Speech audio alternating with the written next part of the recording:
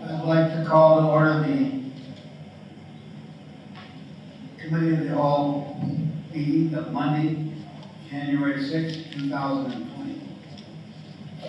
Call or roll. Here. Here. Here. Here. Here. Trustee comments? One item for discussion. Mr. Hammond. Thank you, Mr. Mayor. Tonight on the agenda is a discussion presentation of the village's mid-year financial report for the current fiscal year. 6-month financial reports went out last month, so tonight we'll be going through some highlights of those and discussing issues and for the current year and the outlook going forward. As always, please ask questions along the way if anything comes up. So like I said, this is our overview of revenue and other financial information, issues, and outlooks. We did begin our formal budget process last month. We will possibly have an update on that at a committee meeting on February 3rd, and for sure on March 2nd.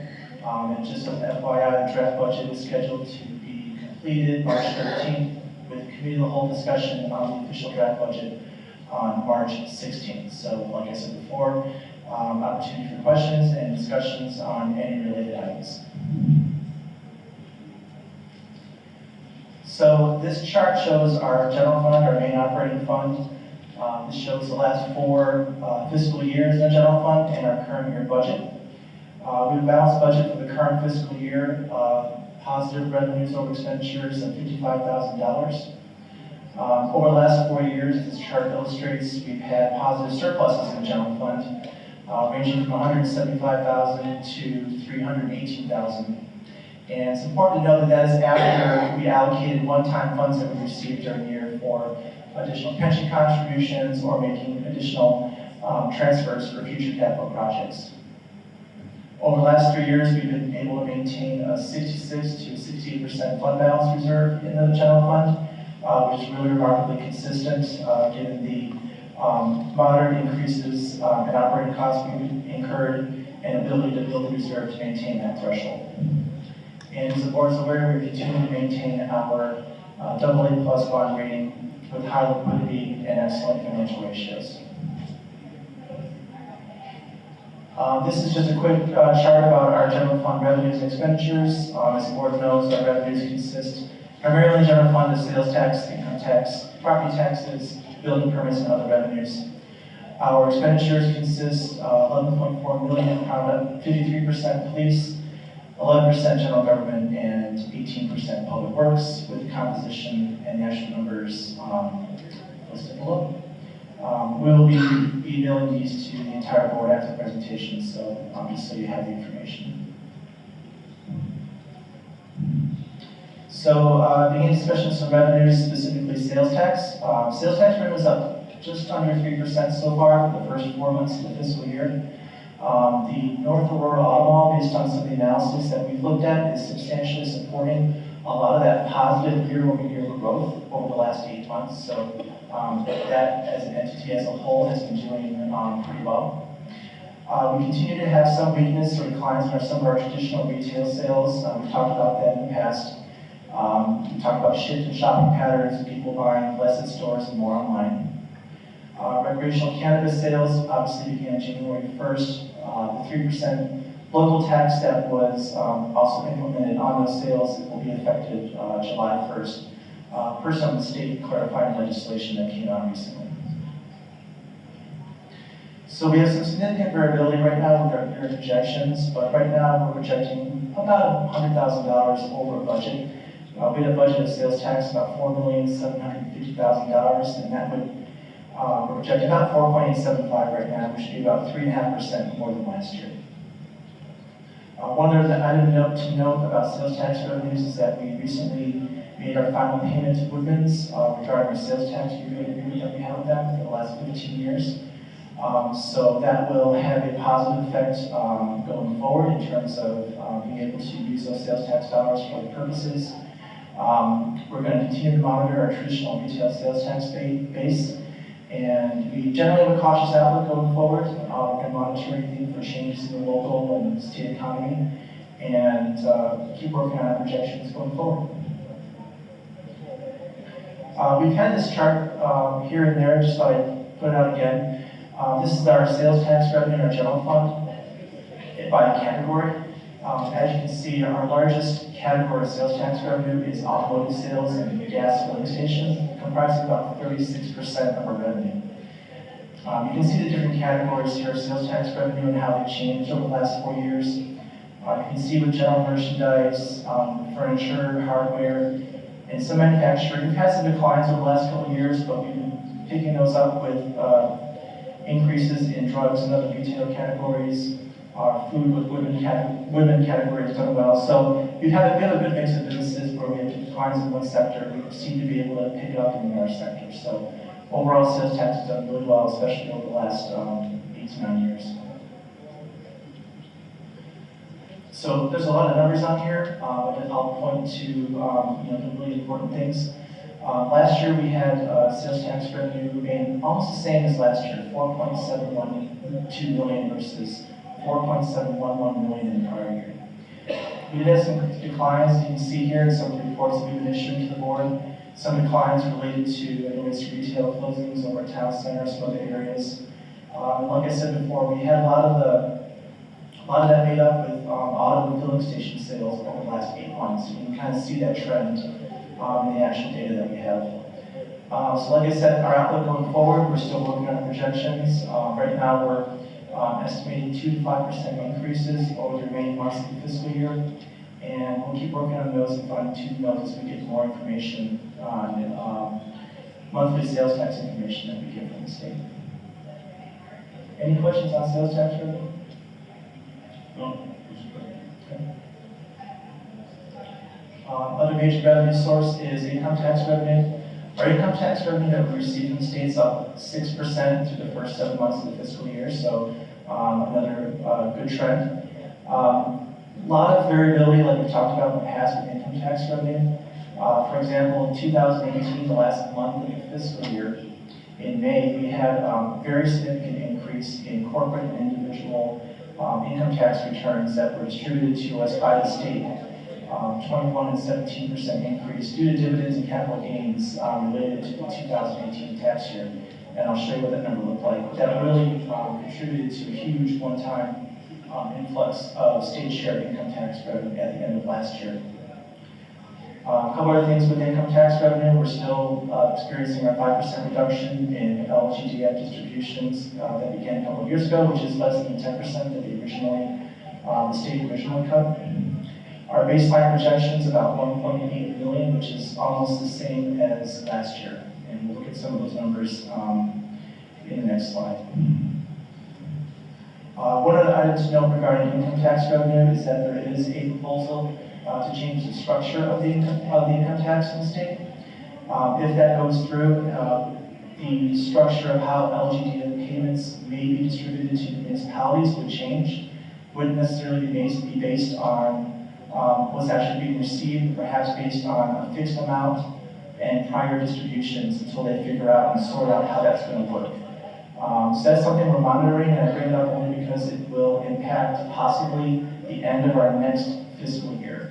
So nothing that we're really trying to guess work right now, but it is something that's being discussed. If that referendum went through, how might that impact our LGDF distributions going forward? And that's something that we'll keep an eye on. We're not spending a lot of time on it right now, but I just wanted to bring it up that it is something that might change. This is the last of these complicated charts I was going to put up here, but again, this is the income tax revenue over the last several years. As you can see, it varies a lot. We had a couple decreases in prior years, and then you can see this May payment we had last year, $350,000, and it was 46% more than the $239,000 we received in the prior year. That explains why we had a 13% increase in income tax revenue last fiscal year, which we're not expecting that to occur again, which is why we're projecting something less at the end of our current fiscal year, which is why we're anticipating that income tax revenue might wind up being constant. It wouldn't be a whole lot of additional revenue that we received in the prior year. So that's some of the issues and things we're thinking about with income tax revenue for the current fiscal year and for the upcoming budget year as well.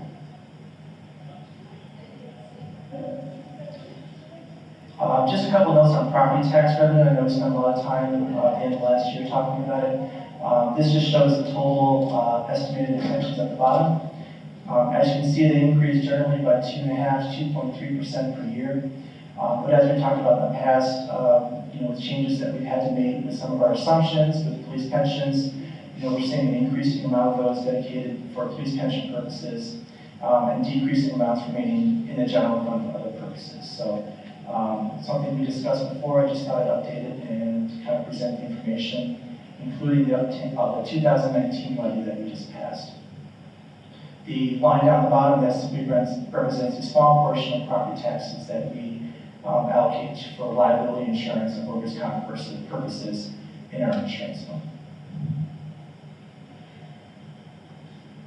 I wanted to put up a quick slide about pension consolidation, since we talked about police pensions a little bit. So this was passed and obviously signed by the governor recently. And what essentially this means is that the police pensions, $19.8 million in current investment portfolio, will be consolidated with other downstate police pension funds in a separate, newly created statewide entity. So the local police, North Aurora Police Pension Board, will no longer be responsible for managing the investment managers and investment consultants of that $19.8 million. That will be done through new investment managers hired by a newly created statewide entity board.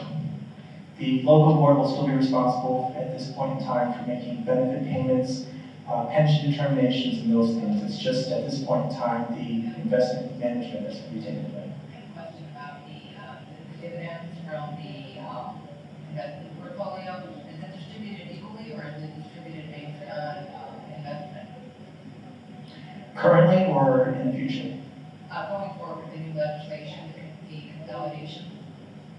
So I really don't know how that's going to work once they get all this set up. The plan right now is for them to have an interim statewide board with people appointed to this interim board to set up all the rules for how this is going to work. And then they're going to have elections of employee and employer representatives to come up with all these different rules. So that was never discussed prior to the passing of the legislation. It just doesn't make sense. I mean, they would know how the dividends would be distributed. Well, if it works similar to other statewide entity boards like IRF, you'll still have, the investments will be invested at an entity-wide level, and everyone will receive their proportionate allocation and share, whether it's investment growth, gains in sales, dividends, whatever it may be. Every entity will still be accounted for separately. It'll still be accounted for and segregated separately what those earnings are. So we don't share funds with other municipalities necessarily, is that what you're saying? We don't right now. Right now we manage the portfolio locally. What will happen is that the new statewide entity will manage those at the statewide entity level. So all the funds will be commingled together with the thought process that with these funds together, you can potentially achieve greater investment earnings similar to the IMRF model than you could if you're managing these funds locally and were subject to certain constraints that are these local pension funds are under right now regarding investment authority. So we just need to pay that pension fund, I know we're 67 or 70% funded. Is it safe to say that we are probably about municipalities more unfunded with consolidation? No, I think they're going to be very careful to make sure that whatever assets you eventually transfer to this new statewide entity will be segregated and accounted for separately, and you'll get the benefit of all the commingled investment earnings that this new entity achieves on a pro rata basis. So we wouldn't be, no one's propping anyone up or bringing anyone down. Anything that anyone's done to make sure they're in a positive position, they wouldn't necessarily lose that. Now, eventually what will happen is that the new statewide entity will determine new assumptions regarding this. And that was kind of the one point I was going to mention a little quick if I could, and then if you have a question, I can answer that. But eventually, new assumptions will be established at a statewide level, similar to Aurora, that has, one single investment rate or amortization rate. And we don't know what that's going to look like, or what the dollar impact of that might be, or what the fiscal year that might impact. This is going to be probably a multi-year process with this interim transition board and eventually having a elected statewide entity manage those funds. No. It's mandatory. What's that? I'm sorry, I didn't hear the question. Is there anything we can do to be proactive and safeguard, our investment that we're putting in? I just don't want them to change the rules down the road and now our, very well funded residential is now. Right. Yeah. I think if you look at the IMRF model, and that's where, this happens right now, and IMRF is held up as one of the best funded, well-run pension, systems in the nation. So I think from that standpoint, there's going to be a lot of looking at that model and making sure that it's set up correctly so that no one's really going to have a concern about those types of things going forward. There's going to be a transition period, and we don't know how it's all going to shake out. And they're going to have to come up with the rules to implement the system. But as of right now, there's not a lot to really analyze and kind of go on. I think based on your My feelings are that Illinois Municipal League has been really guiding and directing and coming up with I think let's just say, the best plan that was presented, because they had several plans that they came up with. Yeah. I do not feel that we're going to lose anything on no, it. we won't. I don't feel, well, it's not going to be like the school pensions. Right. Or anything else. It's going to be like the Illinois. I don't have any fear of that either. No, There is going to be a transition period, but I think long term it's got some benefits to it. So not sure what it's going to look like in the future. We'll still be actually budgeting for a separate police pension fund or not. There's some accounting issues that we got to figure out, but other than that, just wanted to bring it up for discussion. Just mentioned the returns. So far, really good this year. 6 months. My estimate is about 6.4% return, which is really good for 6 months. We've been at 6.94% average over the last 8 years, and 6.32% average over the last 5 years. if I may, I'll just say one quick thing. When meeting with Bill ahead of time and going over this presentation, one of the things that I got out of this slide that I thought was important was we've always said that one of the reasons our police pension is funded in the 60s, where other towns around us in this area may be in the 70s or whatnot, is the way we show our pension funding is about as accurate as it can be, because in the last 5 or 6 years, we've lowered our assumption rates twice to actually mirror what's happening in the investment field, as opposed to keeping our assumption rate at a higher number and therefore showing you at a higher funding level. So I think that's important too, is that we have a highly accurate number of returns, and that's why our number reflects that. Should that assumption rate change and the assumption percentage go up, our funding level goes up. And there's a lot of detail to work out, Trustee Curtis. I think, as Steve alluded to, our funding level is about 61% right now, but like we said before, it's a very healthy 61%. If we changed up one of our investment rates to say, instead of 6.5 to be 7, I imagine that funding rate percentage would jump to 70 or even higher. So you can see how those types of assumptions can really play into a certain funding percentage. So I know we've had a lot of increases in funding of police pension over the last couple of years. There's a possibility that once this is all implemented and worked out, that it might actually be beneficial to some of those trends that we were seeing. Now you look better. Thank you. Moving on, quick slide on our building permits. We budgeted $416,000 this year for building permits. It's a little higher than we normally budget. We normally budget about $250 or $275, but we knew Lincoln Valley on the Fox was well underway, so we took a close look at the numbers, and based on what we received to date, we seem to be right on track with that. So that's good. No unexpected permits so far this year, no big one-time permits. I know we've had those in the past, and tried to decide how we're going to deal with those one-time revenues close to the end of the year.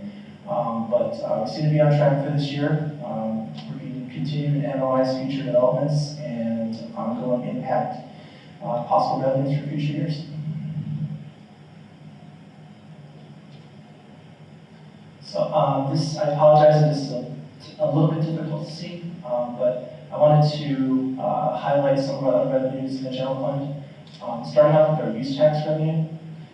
Use tax is where the state collects that on out-of-state purchases, internet purchases, and we've had some very significant increases over the last several years. 10%, 17%, and we're estimating 12% this year.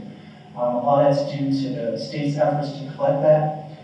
Supreme Court decision in Wayfair that allowed collection on out-of-state retailers, and recent legislation that was implemented to require collection over a certain sales amount. So use tax revenue really continues to do well. I've got two green arrows pointing up because it's really a kind of a rock star revenue for us. It really kind of keeps going and going. So that's kind of part of the offset with the weakness in traditional retail sales that we talked about. With sales tax is the offset with this use tax collection, which is collected by the state based on statewide collections, but distributed to municipalities on a per capita basis. The video gaming revenue tax has done significant increases with new businesses utilizing it. It's leveling off a little bit, about $105,000. So, and kind of holding its own, as the yellow arrow indicates. Not everything is green and up. We've talked about some of these before. Our telecommunications tax revenue continues to go down as people change how they're getting telecommunications services, prices going down. This is that we're in the last of that 2-year period where we temporarily reallocated telecommunications tax more of it to the general fund than the capital projects fund. That will return to its 1% in the general fund and 3% in the capital fund next fiscal year. But unfortunately, that's a trend that keeps going down. Cable franchise fee revenues, we've been very consistent the last 3 years at $280,000, $281,000, $282,000. Based on recent data, it looks like we're trending downward a little bit with cable franchise fees to $270,000. There could be a lot of changes in how people are getting their entertainment, how they're streaming different shows and movies. So that's something that we're closely monitoring and looking at. But we're seeing that's a negative trend right now. Investment income, we've just seen a downtrend recently due to decreases in the federal fund rates, and so no more changes in that rate is anticipated right now, but we are experiencing a little bit of a downward trend right now in our investment income. And our fines and forfeits are generally up, so with our green arrow. We've implemented a lot of changes over the last couple of years with adjudication and toll violations, so we're a little less than budgeted, 280 versus projected at 250 so far, but still more than the prior year, and that's something we're going to take a closer look at to see what those numbers come back and look like. Any questions on these revenues?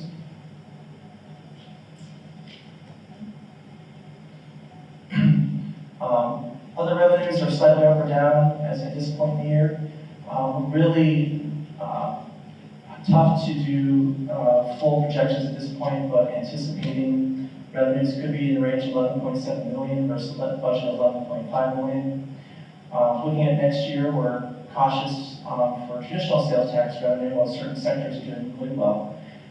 We anticipate continued increases in use tax revenue due to new state laws, strong income tax collections with corporate income taxes and individual income taxes. We're going to continue to monitor for any changes in the economy, as well as development activity that occurs with permits. And one final note, our 2020 census is beginning in the spring. Not sure what that new population total is going to be, but as the board is aware, our last census was a partial in 2016 at 17,441. I'm not sure what the new total will be when it's all said and done. Let's say anywhere between 18,000 is probably not unrealistic that might be in. So that would have a positive impact on our per capita revenues. And based on past history, that would likely start seeing that as far as our income tax distributions, motor fuel tax distributions, and use tax revenue sometime in March, April of 2021.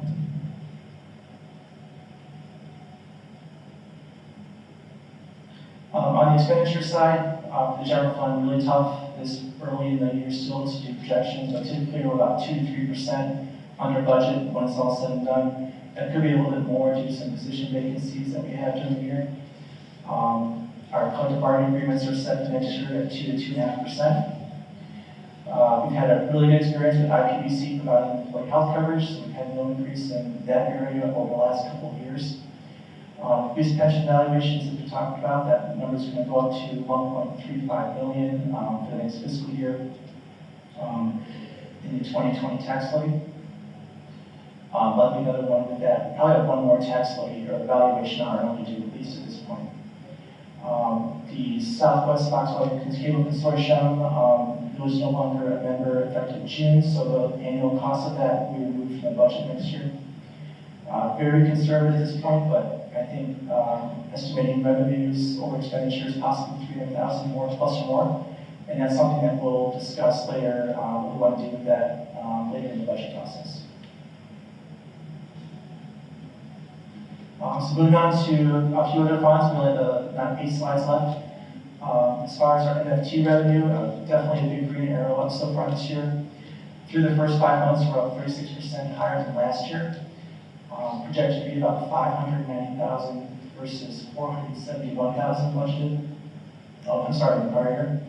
That's to the increase in the gasoline and diesel taxes that were passed by the state. They created a new transportation renewal fund, so we're essentially receiving 2 MFT distributions per month right now, one from our traditional fund and one from this new transportation renewal fund. There are some difficulty projecting this because there's some issues with how the state's paying MFT refunds and payments under the International Fuel Tax Agreement. There needs to be, I think, some clarification of legislation how this gets paid, so that's kind of complicating some revenue projections at this point. We anticipate continuing using this fund for our road salt, crack filling, and other street lighting purposes. And given the increase in MFT revenue, we're going to continue to, I think, try and analyze projects that we can use MFT with next year, including possibly street lights, street light replacements, and our sharing road program projects in the future that the state may let, and we have to pay, say, a certain percentage of 20%. We're estimating this current year we'll have MFT reserves of around $1 million.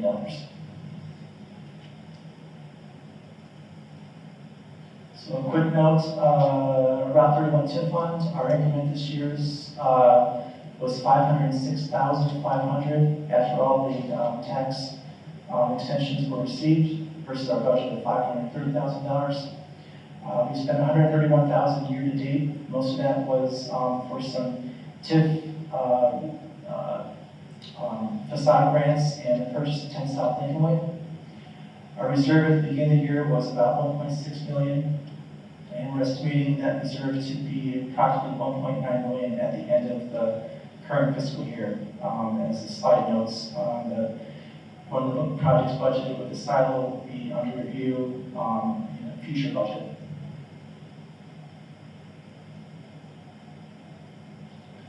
One of our other major funds, Capital Projects Fund. We have base revenues in this Capital Projects Fund of approximately $1.645 million. Roughly $1 million of that is our non-home rule sales tax revenue. As you can see, we've had some increases and decreases in that over the years. And our Capital Projects Fund also has 3 other taxes, our utility and telecommunications taxes. Our electricity tax is pretty stable on a year-to-year basis. This line represents our telecommunications tax, which, as we've talked about before, has been decreasing pretty consistently over the last several years. And this was that 2-year adjustment we made with the general fund and capital projects fund. And the blue line represents the revenues received with our natural gas our tax on natural gas, which also varies based on weather and price of therms. Our Capital Projects Fund had balances of roughly $3.1 million at the beginning of the year. As the board knows, these are restricted for road program improvements and other capital projects from time to time. Adding in impact fees and grants, that adds about $300,000 a year. So it leaves us with roughly $1.8, $1.9 million annually. Our road program for the current year is estimated to be about $1.7 million before engineering. So we're using a portion of the fund balance this year, but not much. Riverfront park improvements, which were budgeted this year, will be rebudgeted in the future year. We're estimating to have about $2.8 million in fund balance at the end of the current fiscal year. That meets our reserve requirements, but we should have more if we're anticipating a major capital project in the future year. The public works facility space assessment process continues, and that's nearing conclusion as well. And the 2020 road improvement program is under design. Just as a quick reminder, this is the map of the road improvements for 2020, consisting of April, Briar, D, Arrowhead, Laurel, and road and water main 1, Elm, and Maple.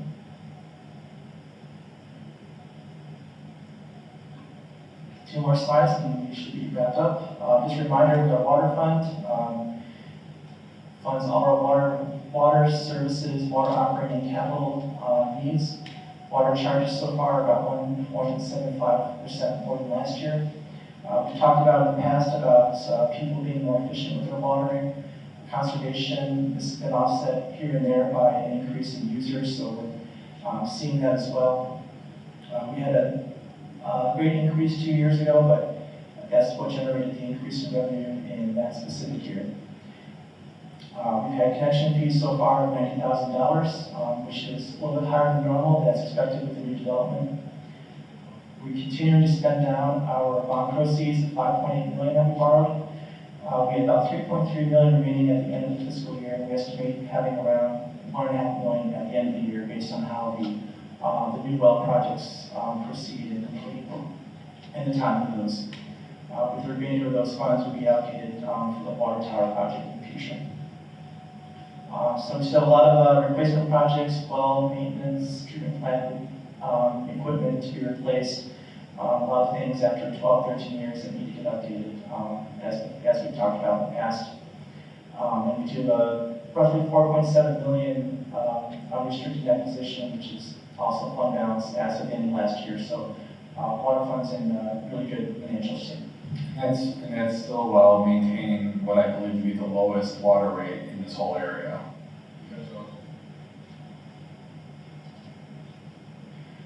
So just a couple of quick notes. We've got our reduced and final library debt service property tax levy and payment to be paid in fiscal year 22. That's what we just levied for this last December. So we should see a 6.3% reduction in the village's share this year and another 12% in 2020 when that payment is when that levy is no longer on the tax bills. So just wanted to note that.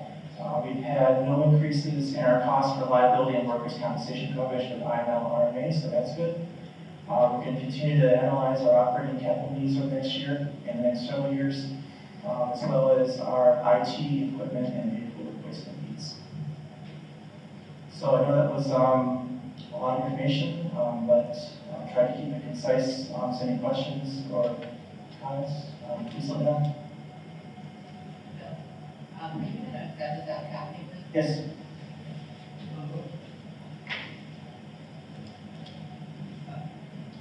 It's a pretty good, you know,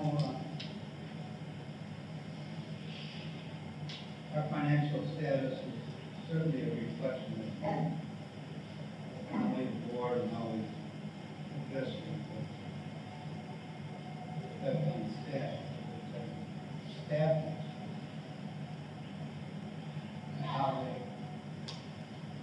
work directly. No, staffing is when I said something about driving on the table. I shouldn't say it. You know, we're so fortunate. We haven't got a street in the village that was in bad shape. And then something, you know, but you look at every other community. And you look at our finances, the amount of money that we have behind what I said, we're in fantastic shape. We can all be proud of where we're at. includes the staff as well as employees. Yeah, great report, Bill, great report. Anything else come before the village? Entertain a motion to adjourn. So moved. Second. All those in favor say aye. Aye. Opposed? We're out of here.